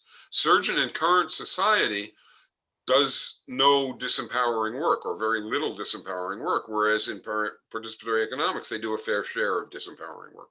Mhm. Okay, so this is deemed to be equitable and to promote self-management and equity and diversity and classlessness and so on. But suppose the surgeon doesn't want that to happen. And now, wait, before the surgeon gets his say, the nurse or the person who would have been doing just cleaning bedpans and sweeping up. Now, you can't do this overnight, but the person who would have had that job is gone. There is no longer a job that's only bedpans or only cleaning up. And there's no longer a job that's only obeying the doctors, but providing caring health care, the nurses, the real heroes in the hospital. Yeah. But nonetheless, those jobs don't exist, just like the surgeon's job as it was before doesn't exist, because the surgeon has to do a balanced job. Well, whoever's doing cleaning up is also doing a balanced job. Whoever's doing nursing tasks is also doing a balanced. Everybody in the hospital is doing a balanced job complex, right? And everybody in the hospital is earning as a result of duration, intensity, and onerousness of their work. So if they're all doing average, they're all earning average. If somebody works a little overtime, they earn more. If somebody wants to work a little less, right, because they value leisure more, they can do so. And it's agreed, and the schedules are created. And, okay, so now what is the person who is doing only the bedpans? Their situation is simply better. And anybody who wants to say it isn't, okay, the nurse's situation is also better. It's gone from an alienated condition of having your ability to do your job in light of your real motives, helping the sick, constrained by profit motives, and ruled by doctors. That's all gone. And maybe you do have to do some more balanced job, but I doubt it. But if you did, that would be more than worth it. So their situation gets better. The surgeon and the administrators, right, the people making all the decisions in the hospital now and ruling the hospital, their situation gets worse, right, because they no longer can monopolize the empowering work and get the gigantic boost of income that bargaining power conveys to them. It's all gone. So the surgeon wants to fight back. So the surgeon says, and they will say, right, some of them will be enlightened and will embrace it, but a lot of them will say, what the fuck? You're out of your minds. I save people's lives. I give people, 30 years, 40 years, 50 years more of life. And I can do that. And these other people can't do that. And so if you take away time that I'm doing that, you're killing people. You're in the name of some kind of abstract flowery justice and participation, you're killing people. And that's what Margaret Thatcher would say. Yeah. And that's what a lot of people in the coordinator class would say. And it's what right now a lot of people in the working class would be afraid of. Same as once upon a time, a lot of women were resistant to the idea that they could do everything. Right? Okay, so back to the hospital. What's wrong with what the surgeon is saying? He's right about one thing. He's going to save fewer lives. That's true. I'd have to be a complete lunatic to say that wasn't true. While the surgeon is sweeping or, fixing somebody's bedpan or doing some other activity in the hospital, they're not literally saving lives. And so that surgeon, Joe is going to save fewer lives. But the argument of participatory economics is, yes, but the freed up capacity of 80% of the population no longer taught to endure boredom and to take orders, but instead living through circumstances that bring out their best capacities. Not all of them can do brain surgery. I can never do brain surgery. Not all of them are going to be brain surgeons, but they all are going to be able to do empowered work. And a subset of them will be able to do surgery. And it will make up and more than make up for what we lose from the current surgeons, the current coordinator class, no longer doing only coordinator class activity, empowering activity. That will be more than made up for by the people from the 80% who can take it up. That's the argument. And so what changes in the workplace is that it's equitable, it has self-management, it doesn't have a clash between contending classes. There's no sector of it that's ruling over others, but there's still expertise. It's still the case that if I have a pain in my head and I go to the hospital, right, I don't talk with somebody whose balanced job complex doesn't include neurology, whatever it's called, brain knowledge, right? I still talk to somebody who has brain knowledge, and I want the person's brain knowledge to be brought into play in my care. Expertise is still there. It's just, it's dispersed more widely. More people have it. And the experts, by virtue of being experts, whether it's in surgery or it's in, legal dynamics, or it's in, physics, or it's in whatever it's in, right? Conceiving workplace dynamics, whatever it is, the expertise doesn't convey along with it great income and great power. The expert has to have influence by virtue of the quality of what they're saying, not by virtue of, their authority. And the experts gets income the same as everybody else gets income. And everybody is an expert at something.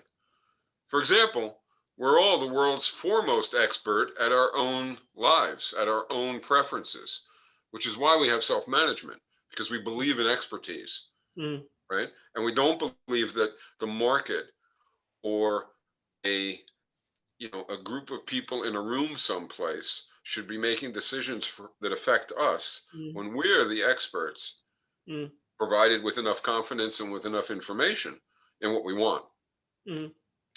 It's a pretty consistent whole. Yeah, and I don't know. Did I answer the question about the impact on the lives inside the workplace?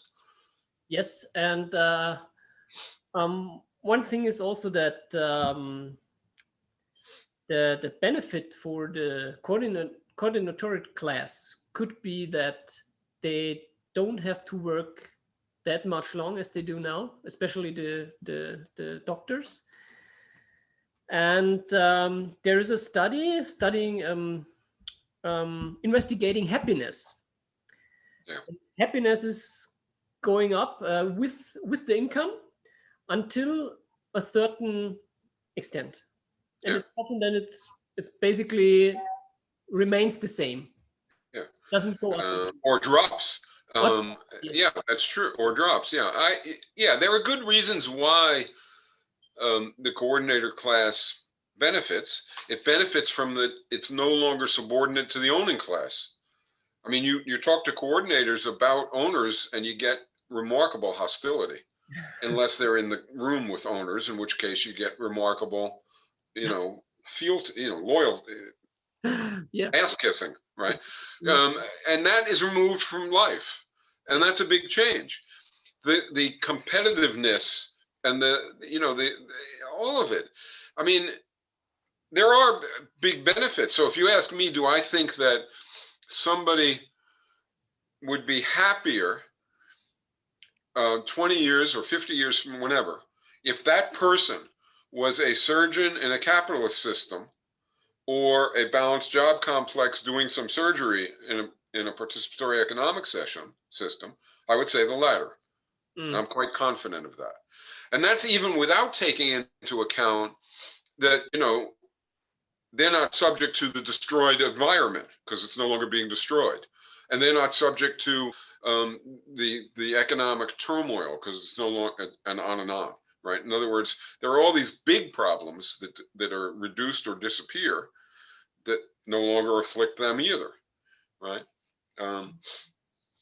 So yeah, I think they'd be better off too. Am I moved to propose what I'm proposing because I want to, because I'm moved by the interests of the coordinator class? Not really, no.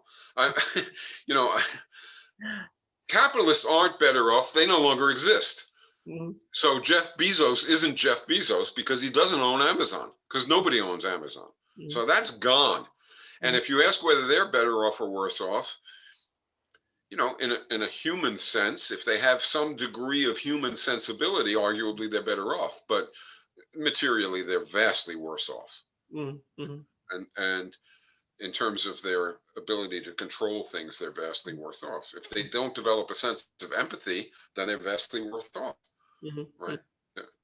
So, but yeah, the coordinator class has things to benefit.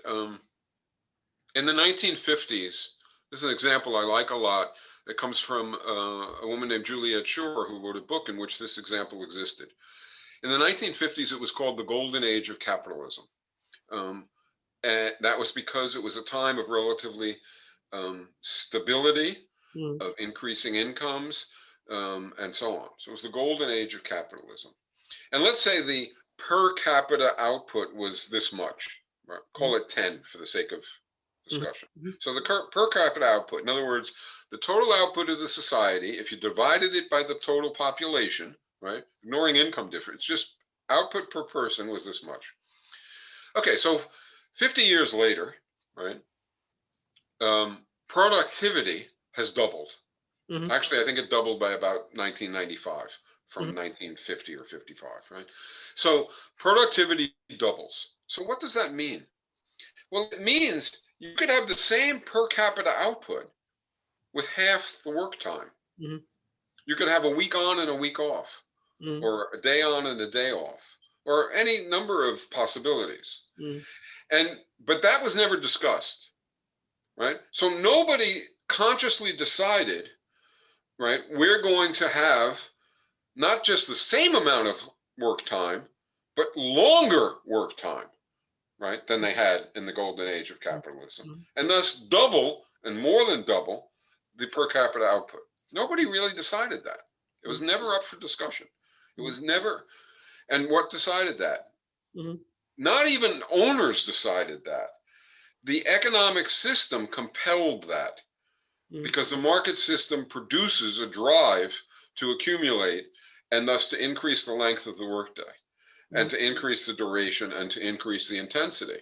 And it did that rather than cutting it way back. And in a participatory economy, that's a decision. Everything's a decision, right? And it's something that emerges from the will of workers and consumers councils because it's an economic decision. And that's just a gigantic difference. Let me just tell you one more story. I was once sitting with a guy who was a lawyer, and he was working for a nonprofit, and a good one, a very socialist conscious one. And he had been a very high level lawyer, right?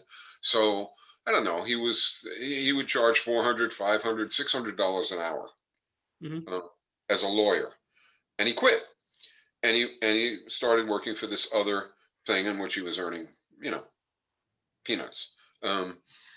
Compared to what he had been earning. And I was sitting with him and I asked him why he did it. And he said, I'd like to be able to tell you that it was all my solidarity with suffering people and my wanting to contribute to social change, because he was with an organization that was in fact trying to contribute to social change. And he said, but if I'm honest, I can't say that was all of it. It was part of it. But a big part of it was I wanted to have a life. I wanted to be able to interact with friends and family. And I wanted to have time. What you just said about the surgeon might gain, or the doctors might gain some time. And I wanted to have time. And I couldn't do it as a lawyer. And I said to him, but you were the head of the law firm, right? You weren't even just a partner, right? You were the big cheese in the law firm, and you were earning a boatload. You were earning, 400, I mean, tons of money. Why couldn't you just work fewer hours? Why couldn't you just decide, instead of working 50 hours or whatever it was, 60 hours, some of these guys work endlessly, and we'll come to why in a minute.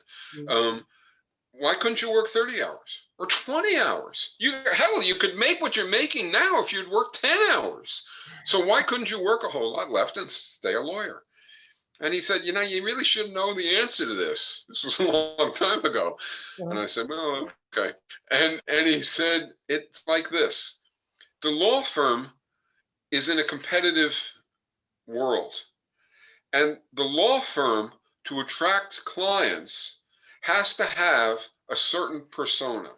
And the persona includes all those paintings on the walls that you see in the law firms, and the rugs, and the giant meals that we give people, and the vacations that we all, and all the not the employees but the clients, right? All the ways that we demonstrate to clients that we're a successful law firm. And if we don't demonstrate that, we lose clients, and pretty soon we're totally screwed. So we have to keep up. And so I can't make those choices without hurting the firm, hurting the other workers in the firm, and essentially, if it becomes an epidemic, destroying the firm. And so rather than trying to do that, I quit and came over here. And that's the same as the 50s to 90s stories, except it's a small view of it. Even in a situation of coordinator class power, even there, the market imposes these outcomes, right? And this is not a small outcome. This is how long and how hard you're going to work, and it's going to push you to the extremes. And that's the world we live in. And, he didn't want to live that way. And so you're right. This guy would have been one of the people welcoming participatory economics from a position inside the coordinator class. And some will. Just like some whites, I think it's easier, but some whites are anti-racist and some men are anti-sexist. That's a little easier than being in the coordinator class and being not just capitalist. That's easy for a coordinator class, right? Because that's get rid of them and put me on the top. So that's pretty easy. It's being anti-coordinator, And so as you move to the left against capitalism, you see the emergence of movements, the outcome of which is that the coordinator class doesn't become part of the working class with everybody sharing that empowering work, but rather retains its monopoly and becomes the new boss. So, the new boss in place of the old boss is the coordinator class in place of the capitalist class. And just for those of your listeners, I might as well be, forthright about this completely. To me, that's Leninism. Right? To me, Marxism-Leninism, against the better natures of many of its advocates over history, right, is nonetheless a ideology which ultimately elevates the interests of the coordinator class, even against the will of the people who sincerely want what you might call true socialism, or even participatory socialism, or even participatory economy, right? What they get instead is what's called market socialism or centrally planned socialism, which is really market coordinatorism or centrally planned coordinatorism. And that's another huge mistake over huge numbers of years. Yeah. But we change all that with our conference. Well, really, your conference, I think, is exemplary in trying to tackle these kinds of things. Yeah. Sincerely and soberly. Yeah, we do our best, or at least we try. What? At least we try. Yeah. Well, yeah. Although when people, some people, when they ask the question, why are you doing what you're doing, right? where what you're doing is fighting for social change, and fighting. They may say, I want to be able to look at myself in the mirror, or they may, you know what I mean? In other words, I want to have a sense of my own ethical truth. Or they may say, I want to fight the good fight.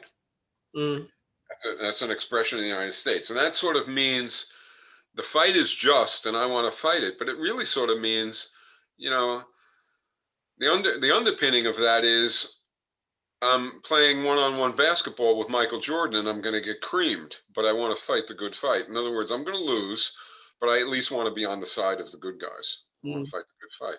Or I want to be able to see myself in the mirror. I'm not really going to win, but at least I'm going to know that I was ethical. Right? When I'm asked, I say, I want to win. Right? That's it. I want to win a new world. And I am thus motivated to ask the question, what's the obstacle? And what has to be overcome, including what's the obstacle in us?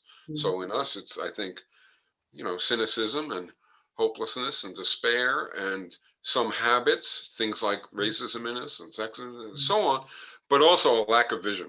And so I focused on that. And your conference, I think, is in that spirit. I mean, it's challenging.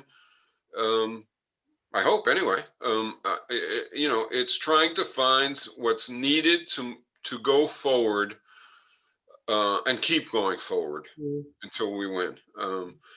And in that sense, I think it's exemplary, or it will be exemplary. We'll see, I guess. Thank you very, very much for this interview you gave me, and we will see each other at the conference.